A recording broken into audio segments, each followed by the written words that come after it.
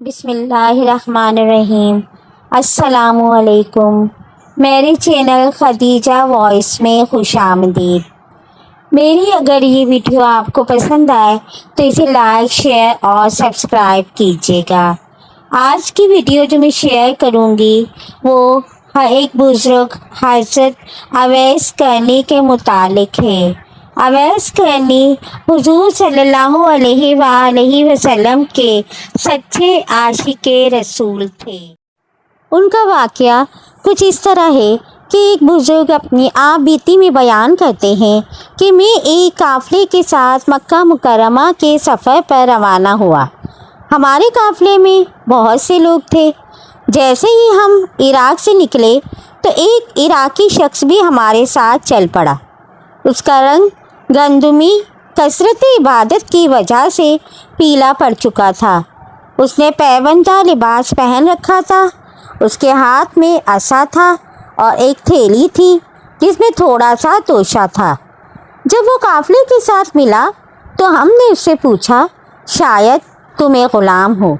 اس نے کہا، ہاں میں ایک غلام ہوں۔ لوگوں نے اس کی حالت دیکھ کر پھر کہا، ہمارا گمان ہے کہ تم ایک برے غلام ہو اور اپنے آقا سے بھاگ کر آئے ہو۔ کہنے لگا، ہاں ایسا ہی ہے۔ لوگوں نے پھر کہا، جب تم اپنے آقا سے بھاگ رہے ہو تو اسی وجہ سے تمہاری یہ حالت ہے۔ اگر تم اپنے آقا کے پاس ہوتے اور اس کا کہنا مانتے تو یقیناً تم اس حالت کو نہ پہنچتے۔ تم نہایت برے اور قصوروار غلام لگتے ہو۔ کہنے لگا، بے شک اللہ کی قسم میں گنہگار غلام ہوں۔ میرا آقا تو بہت ہی اچھا ہے، میں ہی قصوروار ہوں۔ اگر میں اس کی اطاعت کرتا اور اس کی رضا چاہتا تو میری حالت ہرگز نہ ہوتی۔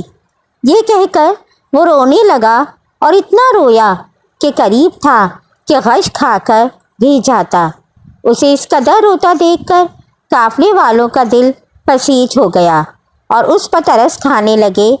پھر ایک شخص نے اسے ہمدردانہ لہجے میں کہا، اے غلام، ڈرو مت، میں تمہارے لیے تمہارے آقا سے امان لے لوں گا۔ تم اس کی طرف لوٹ جاؤ اور توبہ کر لو۔ وہ کہنے لگا، میں اس کی طرف لوٹتا ہوں اور اس کے انعامات میں رغبت رکھتا ہوں۔ لوگوں کو کچھ سمجھ نہیں آ رہی تھی کہ اس کا آقا کون ہے اور اس نے ایسا کون سا گناہ کیا ہے کہ جس کی وجہ سے یہ اس قدر گریہ زاری کر رہا ہے۔ بہرحال اسی دن قافلہ چل پڑا اور تیزی سے سفر کرنے لگا۔ ایک رات جب قافلے نے پڑاؤ کیا تو رات کو شدید بارش ہو گئی۔ پہاڑی علاقہ ہونے کی وجہ سے سردی کی شدت میں اضافہ ہو گیا، حتیٰ کہ قافلے والوں نے خیمے نصب کیے اور اپنے اپنے خیموں میں ٹھٹھر کر بیٹھ گئے۔ غلام کے پاس نہ تو کوئی خیمہ تھا اور نہ ہی کوئی کجاوا۔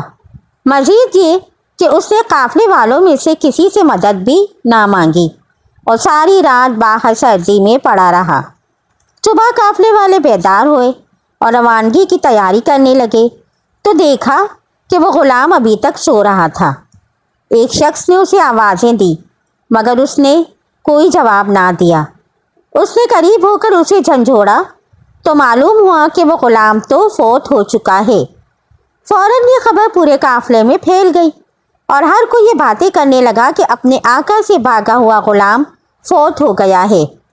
کسی نے کہا کہ اسے دفن کیے بغیر سفر کرنا مناسب نہیں۔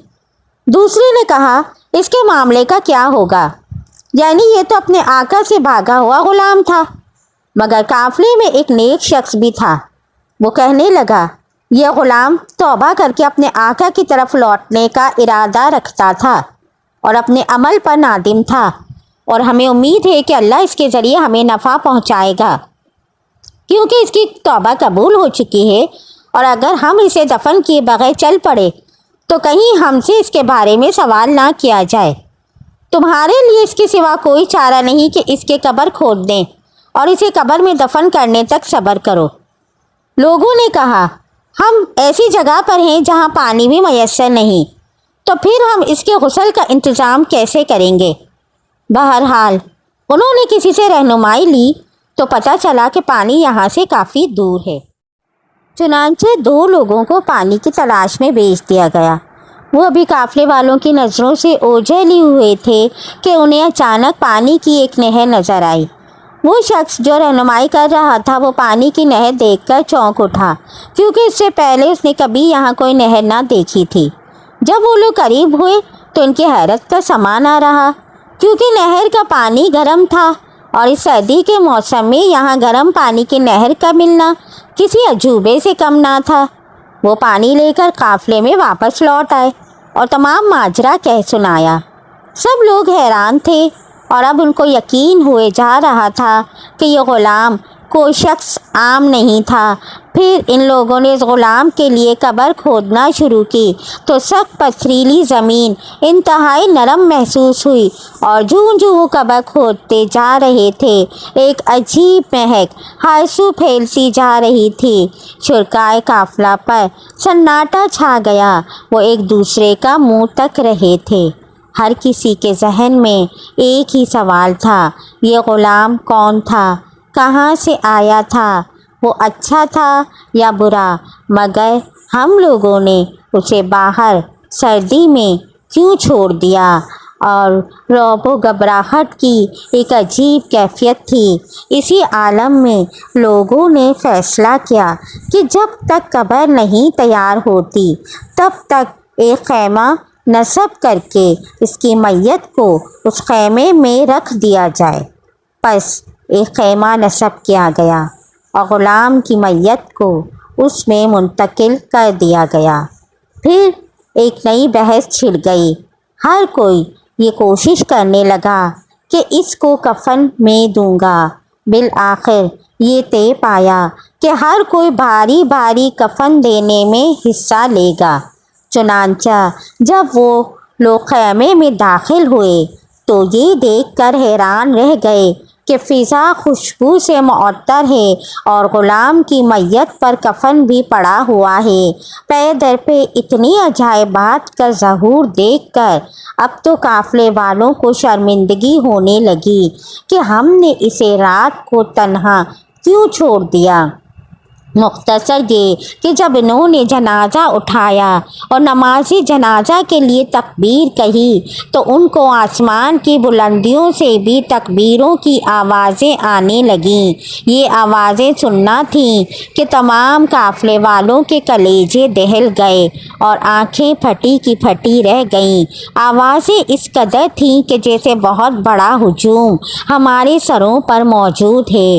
یہ ان کے شک کو یقین میں بدلنے کے لیے کافی تھا کہ یہ غلام کوئی عام شخصیت نہیں ہے۔ پھر جب انہوں نے نماز جنازہ کے بعد میت کو اٹھایا تو انہوں نے محسوس کیا کہ میت کو ہم نے نہیں بلکہ کسی نظر نہ آنے والی مخلوق نے تھام رکھا ہے۔ بہرحال وہ میت کو قبر پر لائے اور دفن کر دیا۔ اسی روز یا اگلے دن قافلہ اپنی منزل کو روانہ ہوا۔ کچھ عرصے بعد جب وہ قافلہ واپس لوٹا تو کوفے کی ایک مسجد میں پڑاؤ کیا، جہاں انہیں اس غلام کا حلیہ اور اس کے کفن دفن کی کیفیت بیان کی۔ مسجد میں موجود لوگوں نے اس غلام کا واقعہ سنا تو زاروں قطار رونے لگے اور قافلے والوں سے کہنے لگے، تم جانتے بھی ہو وہ غلام کون تھا؟ قافلے والوں نے نفی میں جواب دیا تو وہ کہنے لگے، ارے انجانوں، وہ غلام سید الاولیاء حضرت اویس قرنی رضی اللہ تعالیٰ عنہ تھے۔ افسوس تم لوگوں نے ان کی قدر نہ کی اور رات بھر باہر سردی میں چھوڑ دیا۔ اب تو قافلے والوں کو سخت پشیمانی ہوئی اور اپنی نادانی پر اللہ تعالیٰ سے مغفرت کی دعائیں مانگنے لگے۔ دوستو، یہ وہی اویس قرنی ہیں کہ جن سے مغفرت کی دعا کے لیے حضور صلی اللہ علیہ وآلہ وسلم نے حضرت عمر کو وصیت فرمائی تھی، اولیاء اللہ اور اللہ کے خاص بندوں میں ہوتا تھا۔ اور امام نووی علیہ رحمۃ اللہ نے شرح صحیح مسلم شریف میں آپ کے فضائل میں ایک باب قائم کیا ہے۔